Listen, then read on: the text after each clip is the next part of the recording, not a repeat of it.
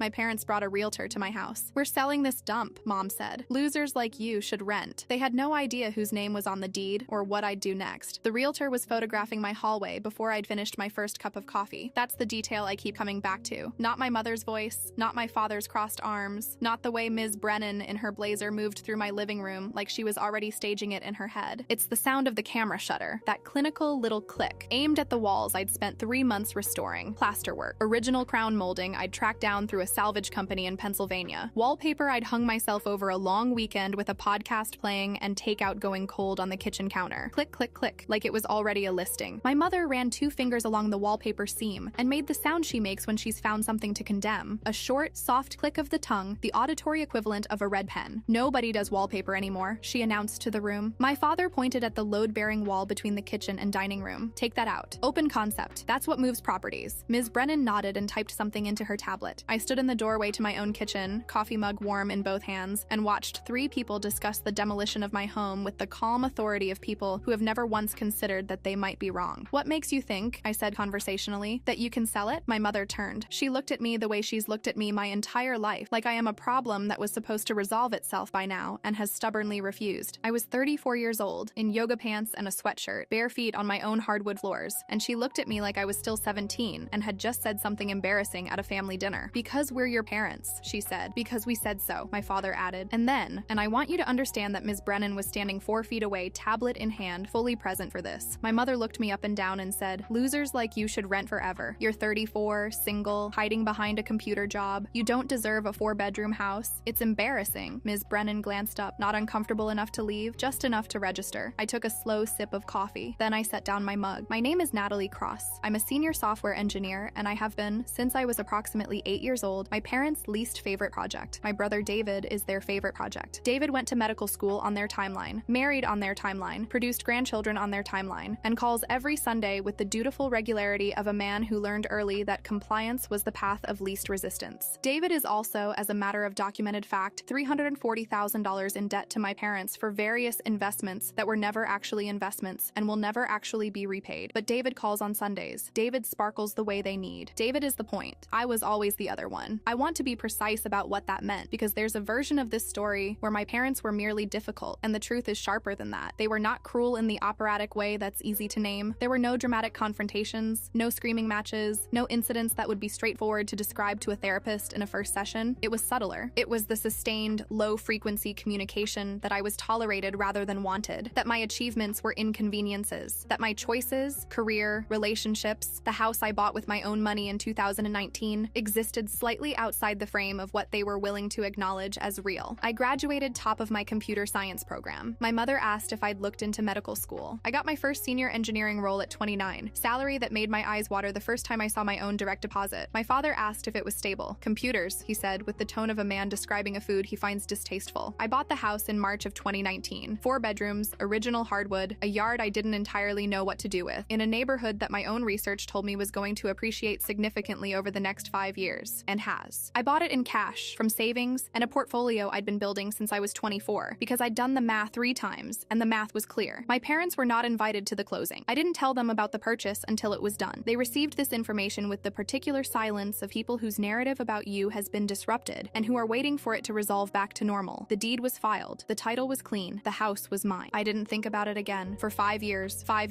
they didn't visit, not once. Didn't ask for the address. Didn't inquire about the neighborhood or the renovation work, or whether I'd figured out what to do with the yard. The house existed in their awareness the same way my engineering career did, as a fact they had decided not to engage with, until a Tuesday morning in October, when I came downstairs at 9:03 a.m. to find my mother, my father, and a woman in a blazer standing in my living room. Here's what I knew in the first 60 seconds, and what I had to figure out in the next 60. What I knew: they hadn't called, they hadn't knocked, or they had knocked once, briefly, and let themselves in with the spare key my mother had taken from my key hook during her single visit 3 years ago, when she'd stopped by unannounced while I was at work, and let herself in to check on the plants. I had not, at that time, changed the locks. That oversight was now standing in my living room in a blazer. What I had to figure out: how serious was this, and what exactly did they think they were doing? I watched Ms. Brennan photograph the crown molding. I watched my father pace the kitchen with the appraising energy of a man calculating. I watched my mother move through the space like she'd already redecorated it in her head. And I did the thing I do when I need to process something quickly without reacting prematurely. I went quiet and I watched. My mother, I had learned over 34 years, telegraphs. When she's nervous, nervous, she overperforms confidence. The louder she talks, the less certain she actually is. She was talking loudly. My father, when cornered, goes to authority. The crossed arms, the squared shoulders, the declarative sentence structure, because we said so. That wasn't a man who believed he had rights. That was a man performing someone who did. Ms. Brennan was the tell. She was real. She was professional. She had a tablet and a schedule and a reputation she presumably wanted to keep. She had not, I would have bet money on this, been shown a single document. I asked the question, Ms. Brennan, did they show you paperwork, proof of ownership, a deed, a title, anything legal showing they have the right to sell this property? She hesitated. The hesitation told me everything. Well, they're your parents. They said it was inherited. It was, I said. By me. My mother laughed. The sharp, fast laugh she deploys when she needs to reframe something as absurd before it can be taken seriously. She's delusional. We've had to manage her finances for years. She's not capable. I'd heard those exact words before. I was 17 the first time they were used. To take my car keys, to redirect my college fund, to explain to a guidance counselor why Natalie's applications should go through the parents' review first. The words had a specific function. They were a preemptive, discrediting, a social move designed to shape how any observer heard everything I said next. They worked on the guidance counselor. Ms. Brennan was not a guidance counselor. I pulled out my phone, opened the folder. I have a folder labeled with my grandmother's name, Helen, where I keep digital copies of every document that matters to me, because I learned a long time ago that paper disappears around my parents, and I wasn't going to let that happen twice. Deed of title, transfer certificate, county recording confirmation, the whole chain. I turned the screen toward Ms. Brennan. Natalie Cross, sole owner, transfer date, March 14th, 2019. Ms. Brennan stared at the screen. Then she looked at my parents. I watched the recalibration happen in real time, the professional warmth going out of her face like a thermostat dropping. You told me you owned this property, she said. We're her parents, my father said. That isn't ownership. She took one step back, then another. Her voice had gone completely flat, the particular flatness of a professional who has just understood that she is standing in a situation that has legal implications. You've potentially implicated me in attempted fraud. My mother's voice went shrill in the way it goes when she's lost the room and knows it. It's not fraud. We're helping her. She was supposed to be a doctor or a lawyer, not some software engineer, I said. $400,000 a year, 3 patents pending, but please, finish your sentence. My father's face went the color of something left too long in the sun. You're lying. Want to see my tax returns? Or the rental property I bought in 2021? Or the one the year before? Silence. They had never asked about my career. In 5 years of my owning this house, they had never asked what I was working on, who I worked for, what any of it had produced. I had existed in their narrative as a cautionary tale, the daughter who made unconventional choices and was probably going to struggle. And they had tended that narrative with the conviction of gardeners who stopped checking whether the plant has actually grown. It had grown, considerably. Ms. Brennan was already moving toward the door, heels on my hardwood floors, fast and decisive. Ma'am, sir, I need to advise you strongly to leave this property immediately. Falsely representing ownership to a licensed real estate agent is a serious matter. I'll be consulting my broker today. She was gone before they could find a response. My father tried the old move, stepped closer, used his height, squared his jaw in the way that had once been enough to make 17-year-old me go quiet. I am not 17. This isn't over, he said. You owe us 18 years. We fed you, we housed you,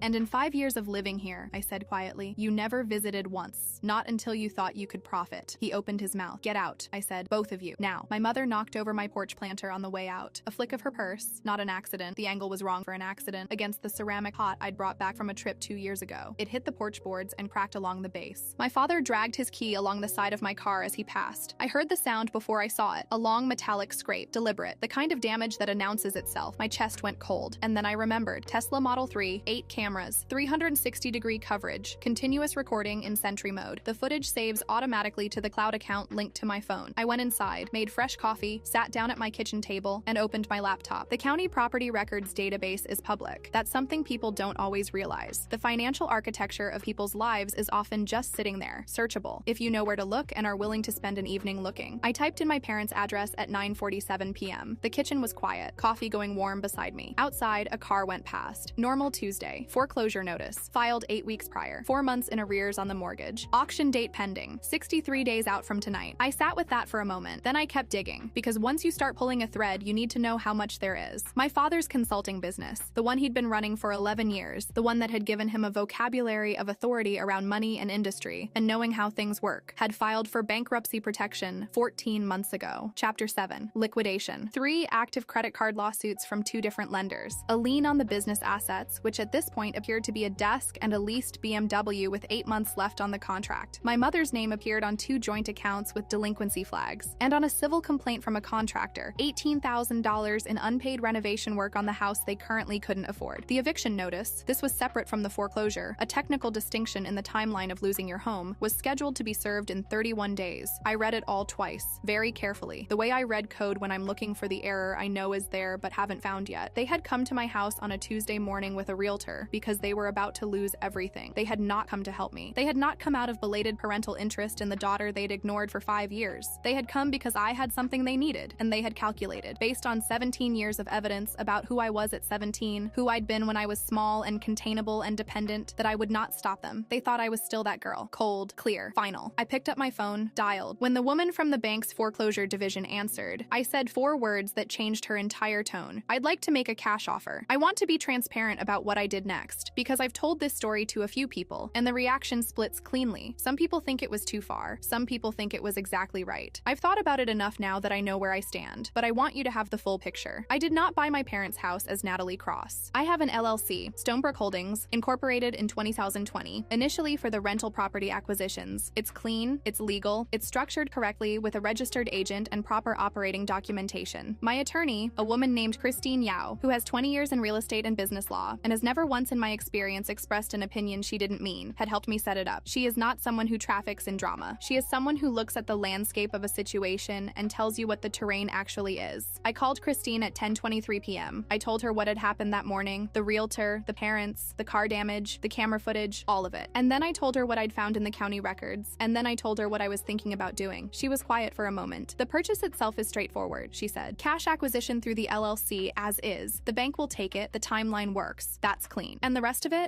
it, she said, is your business. You own the company. What you do with a legally acquired property is your choice. A pause. I'll note that transitional housing has a fairly specific regulatory framework in this county. If you're serious about that use, we'd need to do some work. I'm serious, I said. Another pause. Okay, she said. Call me tomorrow. We'll talk structure. The bank practically sighed when I said $400,000 cash. Quick close as is. Banks in the middle of a foreclosure process are not sentimental. They want the number resolved and the liability off their books. The acquisition moved through in 11 business days. I've had code reviews that took longer. My name appears nowhere in the transaction documents. The buyer is StoneBrook Holdings, LLC. To my parents, their new landlord was an anonymous entity, a company name. Paperwork. 17 days after the purchase closed, I was in a code review meeting, the kind that runs long and involves a lot of people talking past each other, when my phone buzzed with a text from Christine. Papers served this morning. Clients have 72 hours. I excused myself to the hallway, stood there for a minute. I'd known this moment was coming. I'd planned for it, documented everything, had Christine walk me through every step. I'd made the decision with full information and clear eyes. And still, standing in the hallway outside a conference room, fluorescent light, the sound of the meeting continuing behind the glass, something in my chest ached in the specific way of things that should have been different. Not regret, not exactly, something older. The ache of wanting, for a few seconds, to live in the version of this where none of it was necessary. Then I went back into the meeting. My mother called at 6:14 p.m. that same day. I let it go to voicemail. She left a message that was 4 minutes long and moved through several phases. Confusion, then distress, then the beginning of something that might have been comprehension, but kept stopping just short of it, like a car that won't quite make it up the hill. I listened to the whole thing. Then I called her back. You bought our house. Not a question. Her voice had gone strange, stripped of the register she usually uses, the one calibrated to manage me, just flat and strange, and underneath it, something that might have been the first honest emotion she'd directed at me in years. What are you going to do with it? Turn it into transitional housing, I said, for women leaving dangerous situations. The intake of breath was sharp, like something had landed. You're destroying our lives. My father's voice in the background, thick with the rage of a man who has just understood the geometry of what's happened. No, I said. You destroyed your own. You spent 30 years calling me a loser. A pause. Turns out you were right, I said. Losers don't deserve property. I ended the call. I should tell you what happened in the weeks that followed, because the story doesn't end with a phone call, and the aftermath is where I learned the most. The car damage, the keyed Tesla, became a police report the morning after the incident. I'd pulled the Sentry Mode footage that night. Crystal clear, time-stamped, my father's hand visible, the key visible, the full arc of the scrape documented from 2 angles. I filed the report with Officer Daniel Reyes, who watched the footage on my phone with the expressionless focus of someone cataloging evidence. This is clean documentation, he said. You'll want to pursue this through the DA's office for criminal mischief. With footage this clear, they'll likely take it. The porch planter was also on camera. That one went into the file as well. My attorney Christine contacted Ms. Brennan's brokerage directly, a firm called Kellerman Residential, where Ms. Brennan had been a licensed agent for 9 years with an apparently clean record. The managing broker, a man named Stuart Halloran, was understandably motivated to document that his agent had been misled and had exited the situation promptly. He provided a signed statement to Christine detailing exactly what my parents had told Ms. Brennan when they'd contacted the brokerage. Christine added it to a packet she was assembling. My parents had represented themselves as the property owner owners in writing, in an email to the brokerage, with my address in the subject line. That's wire fraud adjacent. Christine said adjacent very carefully, as a lawyer does, but she said it. The DA's office opened a file. Not a prosecution yet. These things move slowly, but a file. An investigator named Marcus Greer, 7 years in white-collar financial crimes, called me on a Thursday to walk through the documentation. He was methodical and unhurried. He asked the right questions. He noted that the pattern, attempting to fraudulently list a property owned by another party, combined with the harassment elements and the property damage, built a coherent picture. These cases are harder when it's family, he said. Juries have complicated feelings, but your documentation is good. I know, I said. You anticipated this. I know my parents. He was quiet for a moment. You'll hear from us. The transitional housing project took 8 months to get right. The regulatory framework Christine had mentioned was real. Occupancy licensing, county social services coordination, partnership agreements with 2 women's organizations that had been operating in the city for years. I funded the renovation out of operating capital and brought in a general contractor named Lisa Brandt, who had been recommended by one of the women's organizations and who turned out to be one of the most competent people I've ever worked with professionally. We took out the wall my father had pointed at. Open concept, he'd said. I thought about that every time I walked through the space. The irony wasn't lost on me. He'd been right about the wall, just wrong about who got to decide. I did not attend the ribbon cutting. I'm not someone who needs to be in the room when the thing I built starts working. I got a photograph from Lisa. 6 women and a program coordinator standing in the bright open kitchen, the new floors gleaming, morning light coming in. I looked at it for a while at my kitchen table in my 4-bedroom house with the original hardwood floors and the wallpaper. I hung myself. Then I went back to work. My parents are renting now. A 2-bedroom apartment 20 minutes from where they spent 30 years. My father has a part-time consulting arrangement with a company that I suspect pays him because they knew him when he was someone. My mother works in the administrative office of a dental practice. I don't know this from them. I know it from the research I do occasionally, carefully, to make sure the situation is stable. Not because I enjoy it, because information is the thing I have always relied on, and I'm not going to stop now. David called me in March, the first time we'd spoken in almost 2 years. He'd heard the whole story, or some version of it, and he was wrestling with something. I could hear it in the pauses, the way he'd start sentences and redirect. They're struggling, he finally said. I know, I said. Are you going to... is there anything... David, I said gently. They came to my house with a realtor on a Tuesday morning without calling. A pause. I know, he said. And before that, they'd been to my house exactly 0 times in 5 years. You know why? Because there was nothing to take. He didn't argue. David is not a stupid man. He is a man who has made peace with certain things because the alternative was too complicated. I understand that. I don't entirely blame him, but I am not able to maintain that peace myself, and I stopped trying some years ago. I'm not going to rescue them, I said, but I'm not trying to destroy them either. They did that themselves. We talked for a while longer about easier things, his kids, a conference he was going to, a book we'd both read. Before we hung up, he said, I'm glad you're okay, Nat. I've been okay for a while, I said. Nobody was watching, so they didn't notice.